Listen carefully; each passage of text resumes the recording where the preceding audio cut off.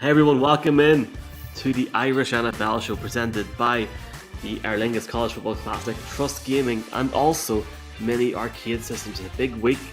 Our main sponsor, the Aer Lingus College Football Classic, have their tickets going on sale on Friday at 9 a.m. just after the NFL draft for the Nebraska against Northwestern game. Looking forward to it, and personally looking forward to Brian O'Leary getting his or nabbing his 4 tickets in the queue on Friday on Ticketmaster.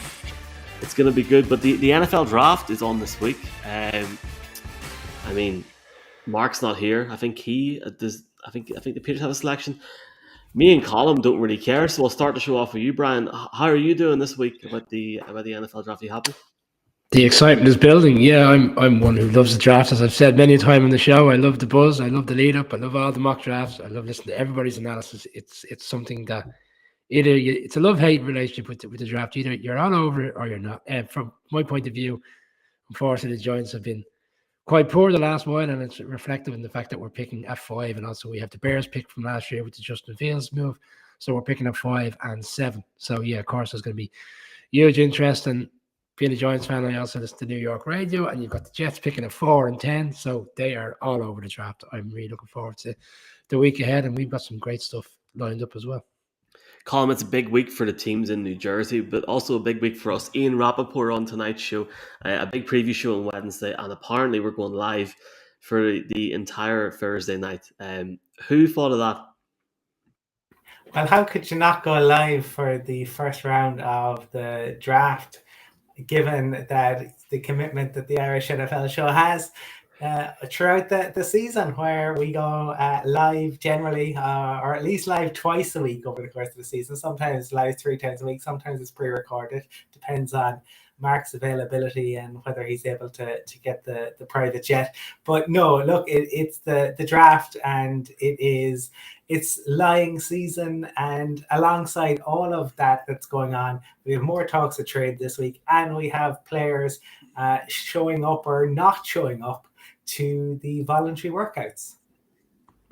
Michael, just on the draft, look, yeah, it kicks off 1 o'clock in the morning. It'll go to 5, and yeah, in Air Madness, we'll be, running the rule over all these players for 4 hours. But we did it last year, and it was really entertaining. Some of the best moments of last year were on last year's show, especially when the Broncos were picking at 9, and it looked like Justin Fields was going to be selected only for you to pick Patrick Surtain. That was quite entertaining. It was really enjoyable. And this year's draft is a little bit more different because, in fact, if you look at mock drafts now, top 10, I mean, they're going here, there, and everywhere. Last year, we knew who was 1. We knew who was 2. We knew the Niners were picking a quarterback at 3. We knew it was Kyle Pitts.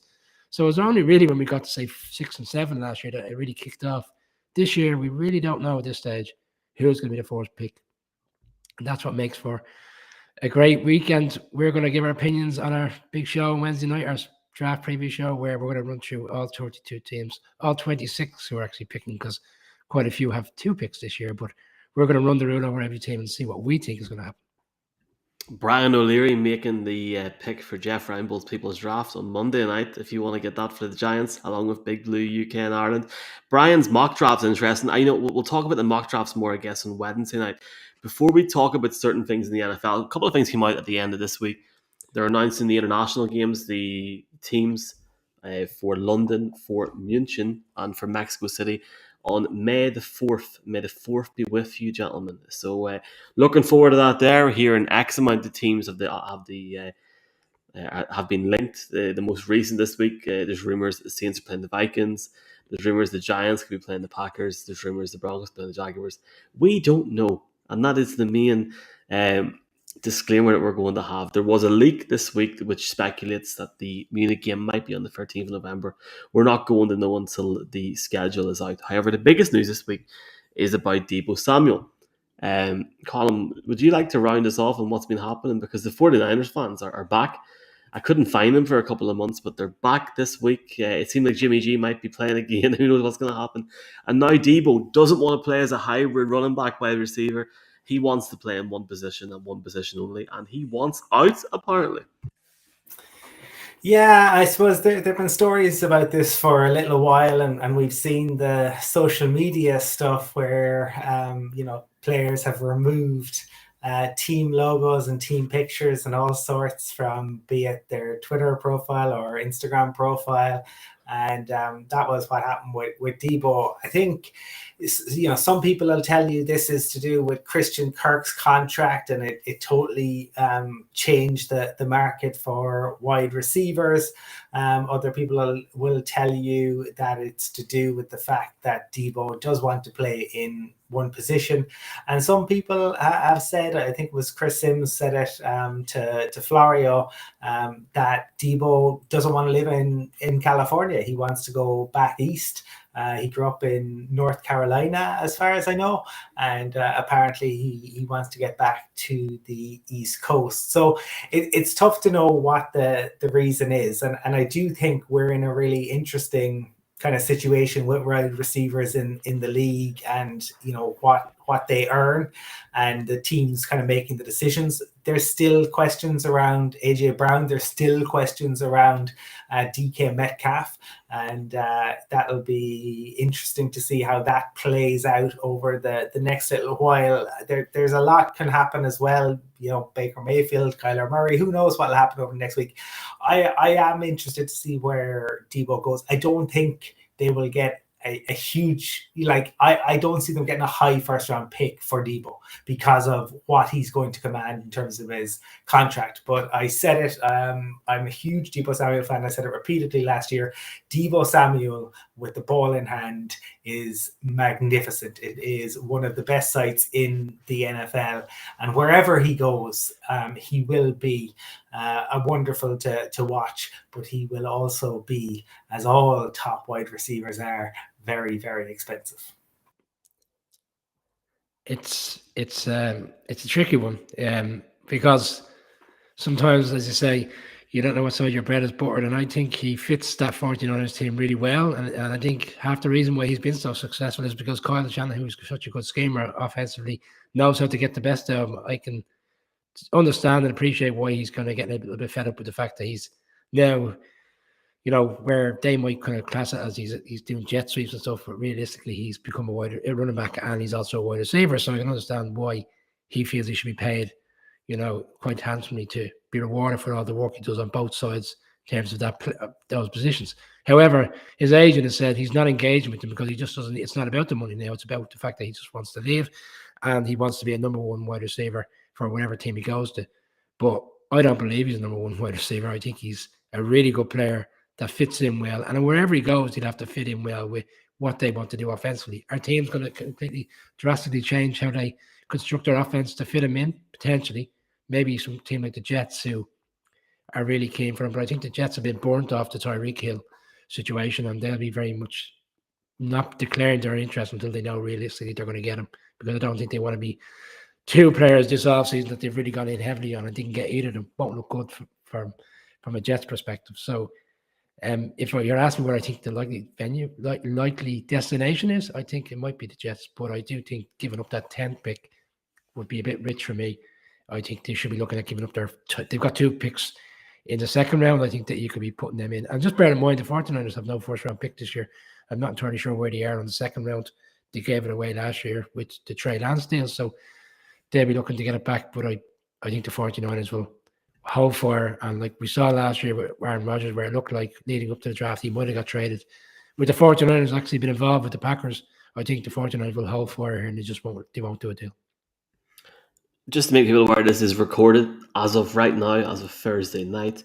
We don't know if something happens to Deebo. And if anything does happen, we're not changing this show before I get multiple texts on Saturday morning. I don't think something will happen. I seen Dan Orlovsky was saying on ESPN Live earlier on today that he thinks there's a number of different teams that could or should go to and try and get Deebo Samuel, Baltimore and Indianapolis being 2 of them. The other options that he gave, I'm not even going to discuss. Because why would somebody like Deebo Samuel want to go to the Jets? Like, this is a guy that was 60 minutes away from the Super Bowl a mere 2 months ago. And you can throw money at it, and we can sit here and we can say about the Jets being aggressive. They were aggressive for Tyreek Hill, but I mean, come on. I mean, why would Deebo Samuel want to go there? Why would he want, like, a guy in his position, granted, teams may find it difficult to get the best out of him, but if he wants to play the wide receiver somewhere, go talk to Shanahan, work it out, get Jimmy G in, get another season, because that's what's going to happen in San Fran.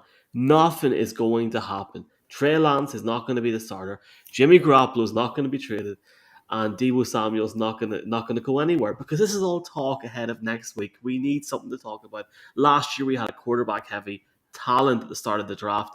This year we don't, and people are bored, and it's silly season, and but he's not going anywhere, and that's all I'm going to say.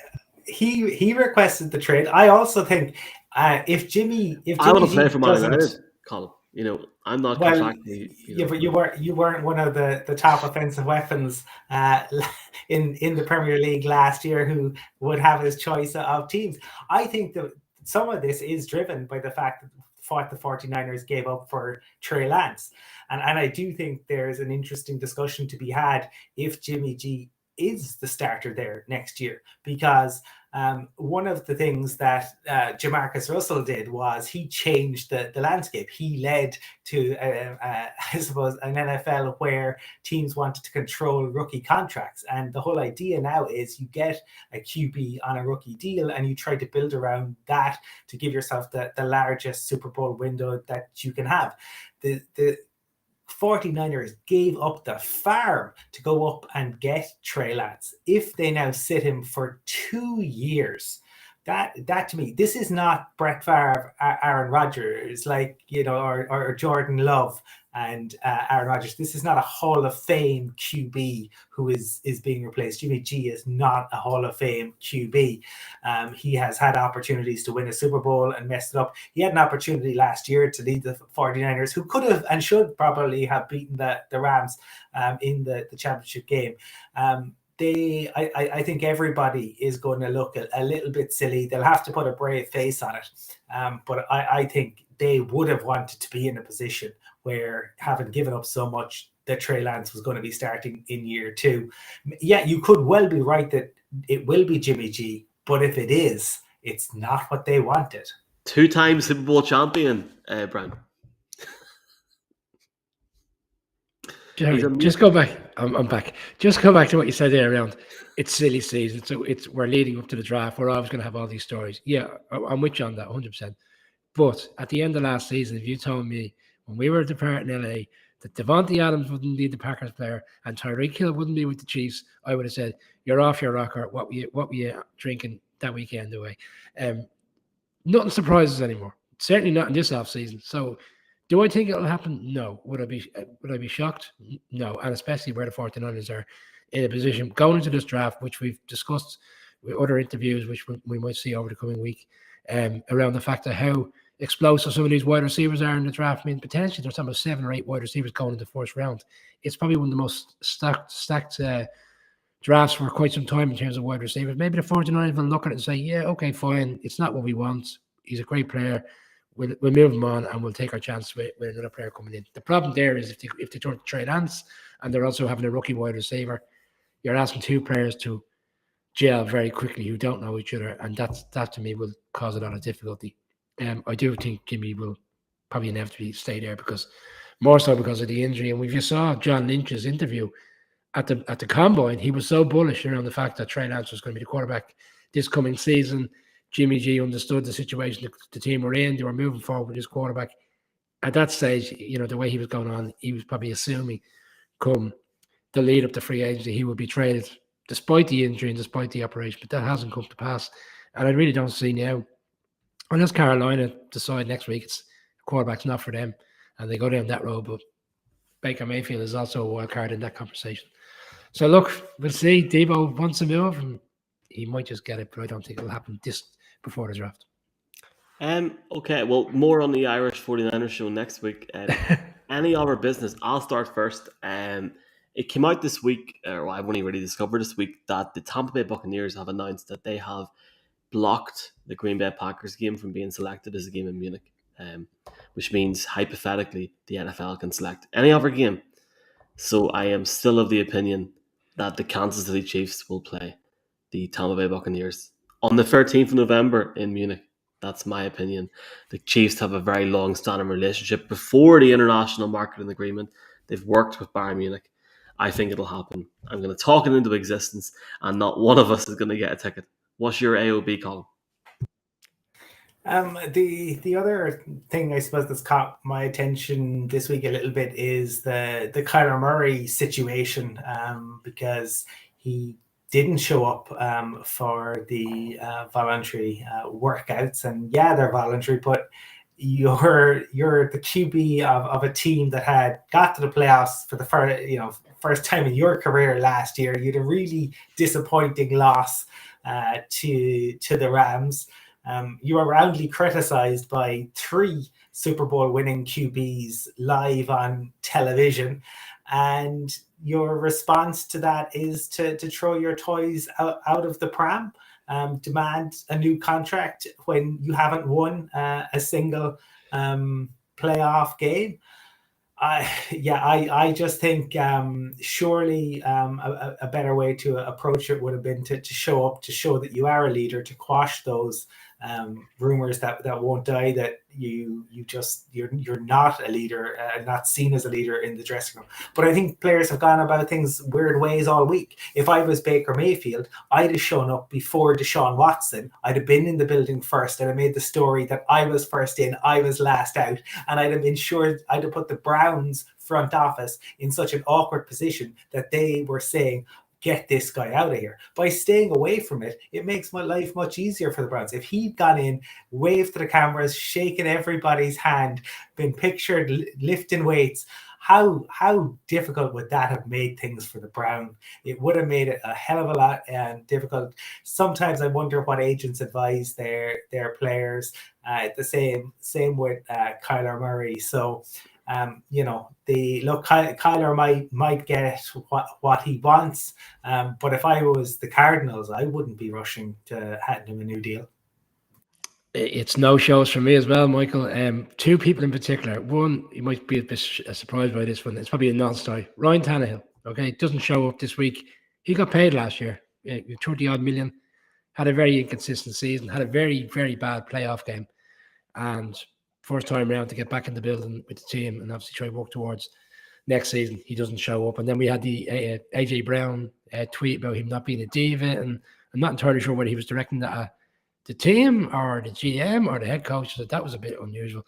And then from a selfish perspective, the Giants have a new head coach, new GM, quite positive in terms of what's coming out with all the players. They're all saying the new style of management is fantastic, and they're not being treated like, well, I won't say nasty words, but the previous head coach had them working in a manner that wasn't really acceptable. And they're all liking the new style. And unfortunately, one player hasn't showed up, and that's Kadarius Toney, going to a second year, first round pick last year. We're talking about the draft.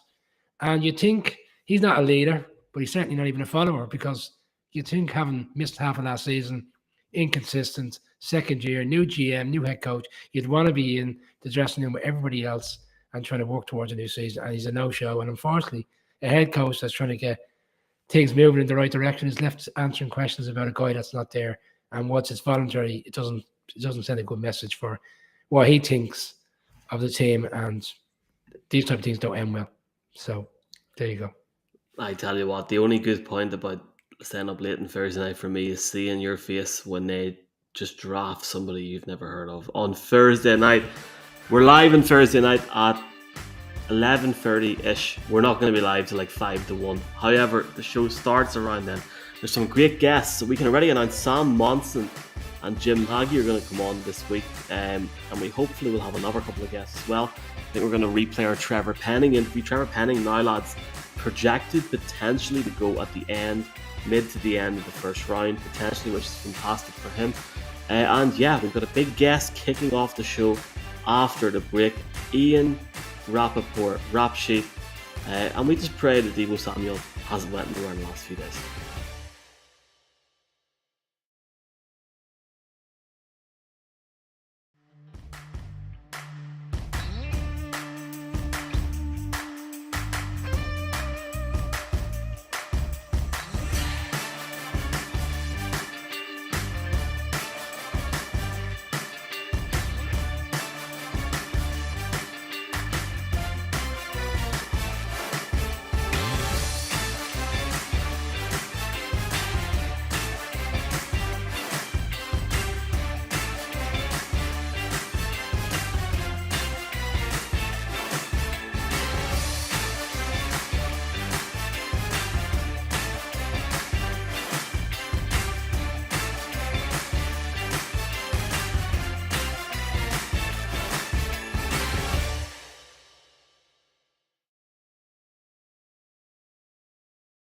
Okay, folks, our guest this week on the Irish NFL show, we've had him on before, but everyone knows who this guy is. He is the main man, Rap Sheet, Ian Rapoport. Ian, it's great to have you back on the show again, and thank you for taking time ahead of a very, very busy draft schedule. No problem, guys. Always good hanging out with you. What's up? Man, it's great to chat to you, and I know everyone here is excited. When you last came on, it was like our debut on TV. People were loving it. It's been a crazy year in the NFL for you getting back to normality now. I know the last time we spoke was after the Bucs won the Super Bowl. How has that season been where we've seen shades of normality sort of ending up in a full stadium in SoFi at the end of the season? Yeah, I mean, it was really an incredible season for so many reasons, right? I mean, the football was great. The actual product on the field, the football we were watching was awesome. I think that was one thing, and it culminated in a playoffs that were epic with so many close games and just an awesome football game in the Super Bowl, and all of that was great. The greater picture of what it represented was even better, going from COVID to full stadiums, and now through the offseason where it's basically been normal. I know that the Giants had practice little OTAs earlier today in their field house, which they have not done in like 2 years. Meeting rooms are meeting rooms again. Like there's normalcy, which I think is great. And then this offseason, it's been one of the craziest off seasons we've ever seen as far as trades and big deals and just wild activity. It has been endlessly entertaining and fun. Hard to keep up with, but a lot of fun.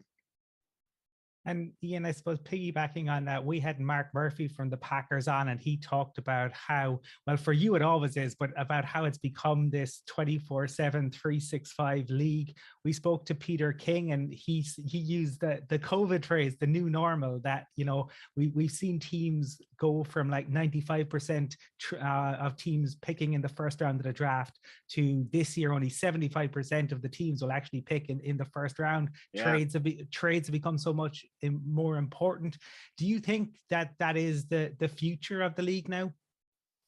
Yeah, I think so. And what's been fascinating to watch is there's such completely different views of what a first round pick represents, right? Like it used to represent it was like the holy grail. Everybody wanted as many first round picks as possible, and to part with one took a special circumstance like a trade for a quarterback.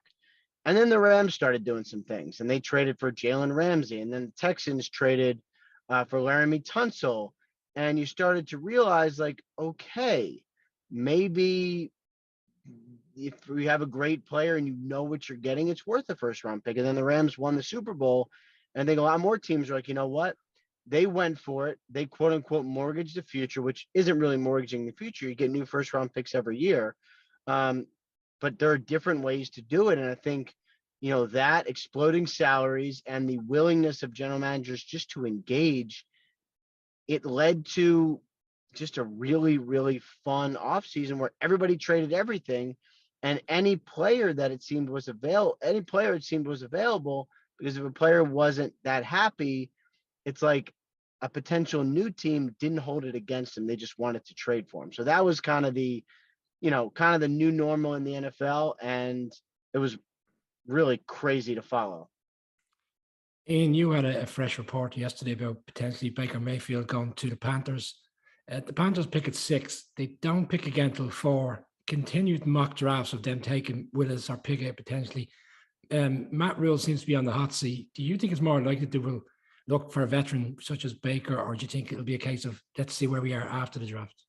Yeah, I think, well, I mean, I don't think it's going to be let's see where we are after the draft, because to me, you probably know going in, like, all right, we're going to take this guy 6 or not. Now maybe they have just one quarterback who's ranked 6 and maybe someone takes him before him, but I don't know. I think, everyone talks about this not a great quarterback class, and I'm sure that is true, but they always go earlier than we imagine. And it's like, last year having the Patriots wait, an endless amount of time, hours and hours, the 15th pick to take their quarterback, like that was rare. Usually teams get antsy and go, you know what, I'm just going to trade up. So, but anyway, for the Panthers, I think they'll probably know going in, all right, we are going to take this guy 6 or not.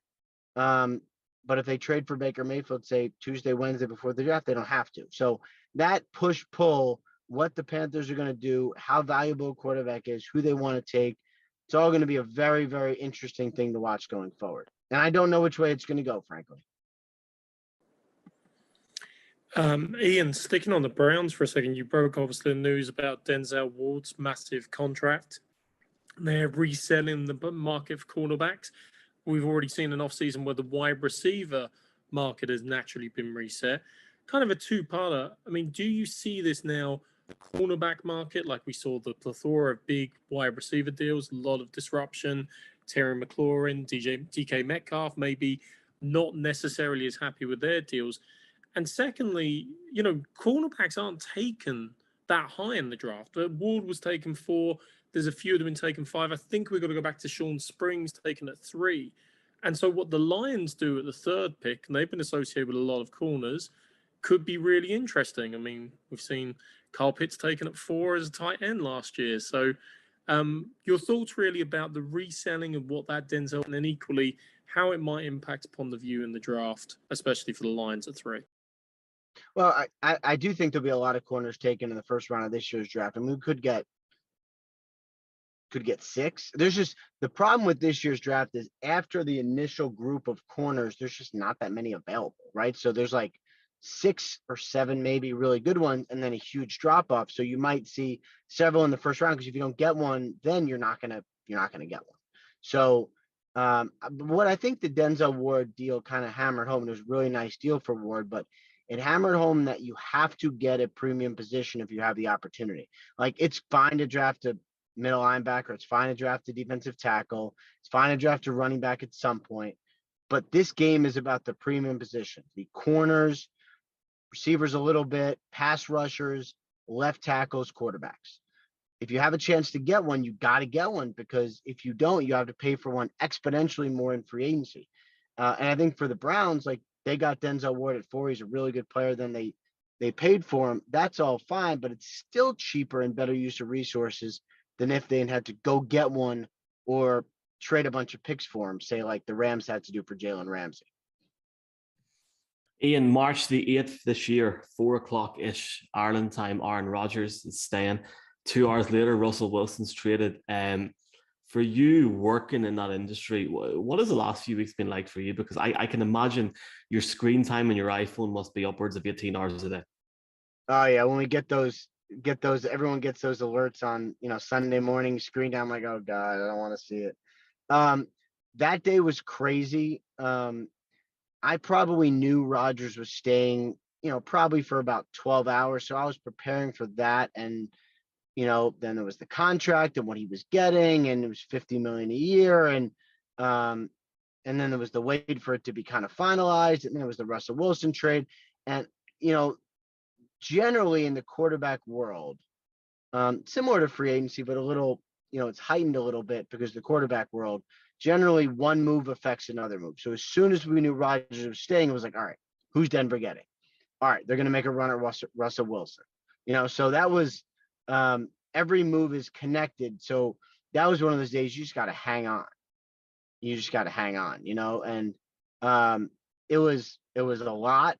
But that's what this offseason has all been like. I mean, every day, every week, something has happened. I mean, even, it's a little bit of a quiet time now. It's draft time, and we still had a massive deal in Denzel Ward yesterday, and there's still rumors all around. So it's one of those things where you really can't take a break because a crazy thing could happen at any moment.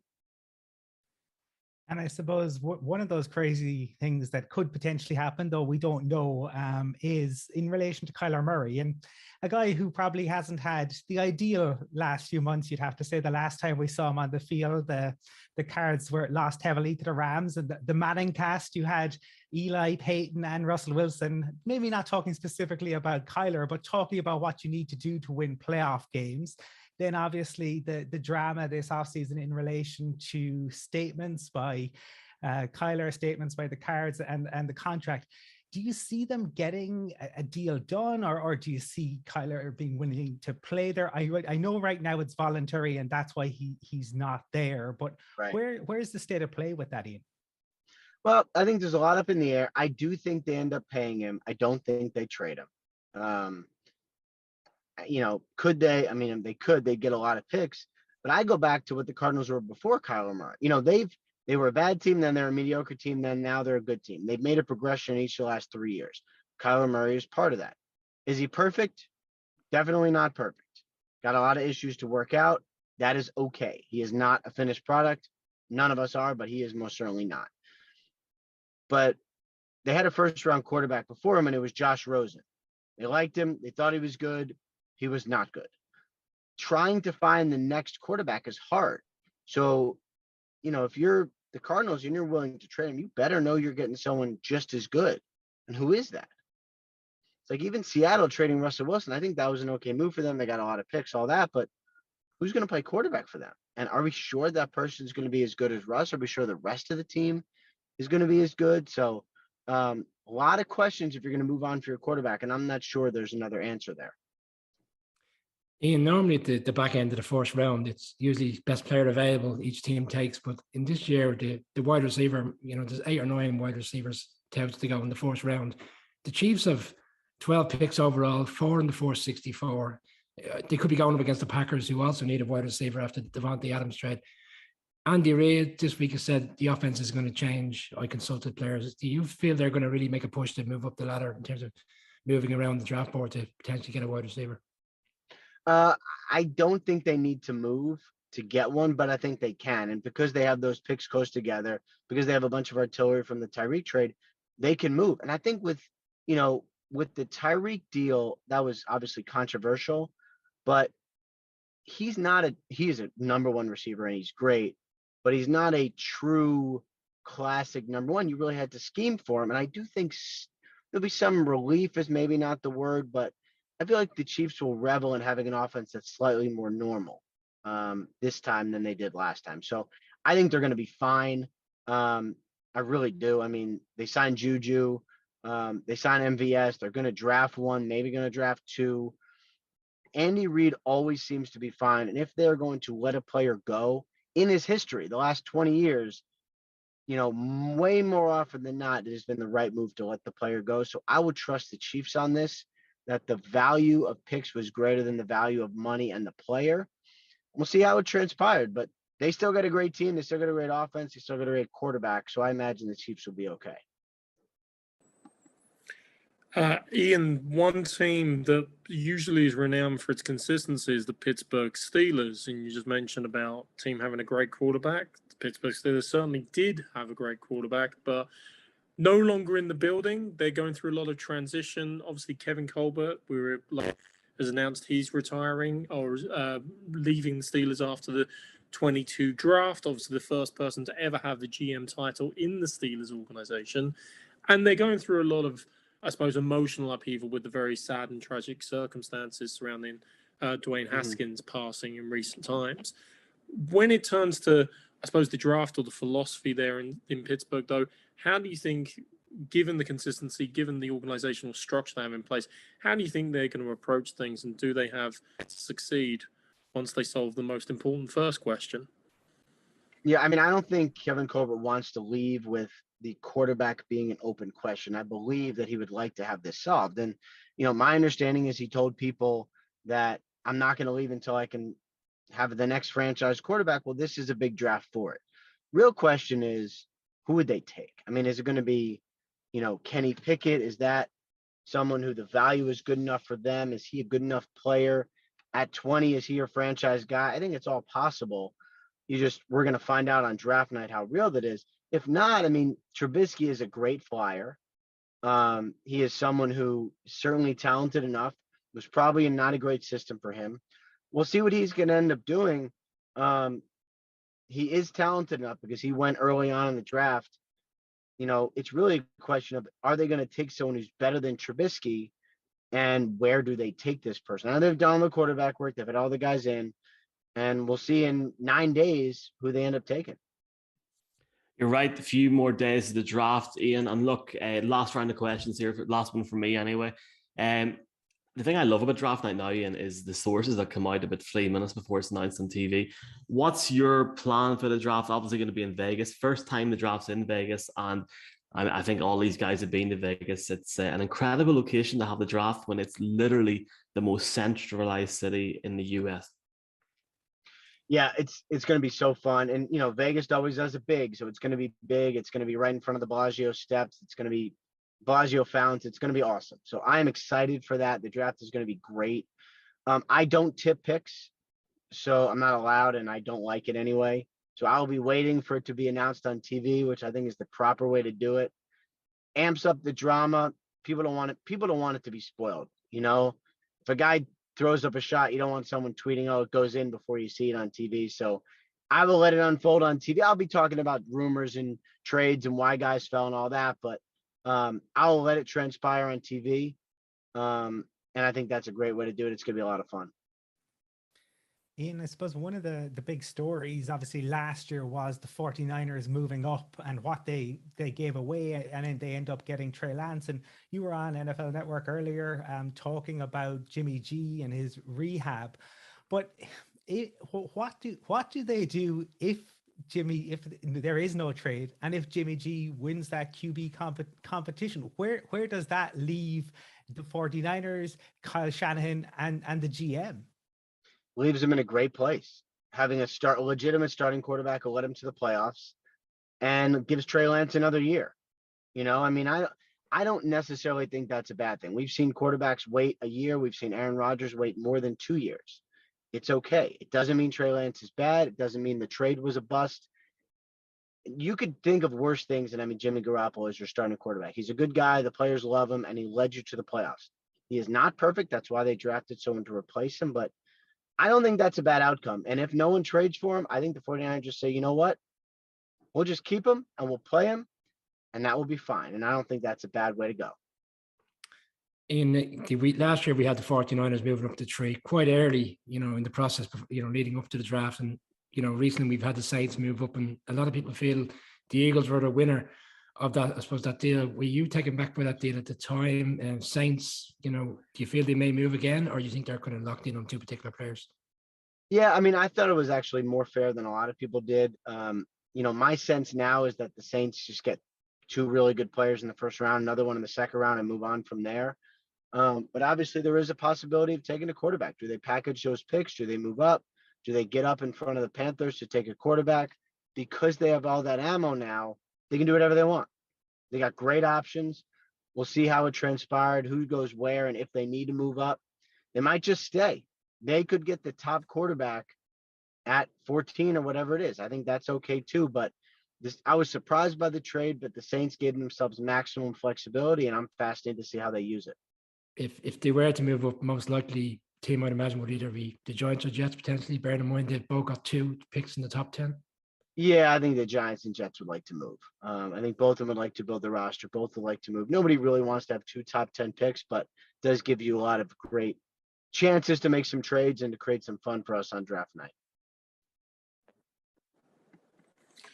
I'd like to ask this question, given the amount of craziness we've seen this offseason, things we wouldn't have expected, trades already in draft picks. But I'm not putting you on the spot, but I'm just wondering, if you were a GM and everything, what's the weird or the surprising rumor or the aspect you're kind of worried, if not worried, thinking about might transpire on draft night in terms of crazy trades or crazy adjustments? We get it every year, but I'm just asking for your thoughts on what might transpire. Probably the most surprising one would be, do the Lions take a quarterback at 2? I don't think they do, but there's a lot of people who are convinced they do. They've done all the quarterback work. It would be awfully early, but if you are convinced one is there, then you just take one. So that, to me, is the biggest interesting one, is what do the Lions do? Do they take a quarterback? How early? That's one that could really shuffle the draft and make it unrecognizable and probably ruin all the mock drafts as well. Ian, I'm not even going to tell people to follow you, because they already should, at Rapsheet on Twitter. And I, for one, I know all these boys will agree, we can't wait to see your 3:15 a.m. tweets during the season about who's active, who's inactive. Thank you very much for your support and for coming on, Ian, as well. Enjoy the draft. Awesome. You guys enjoyed too. Thank you so much for having me.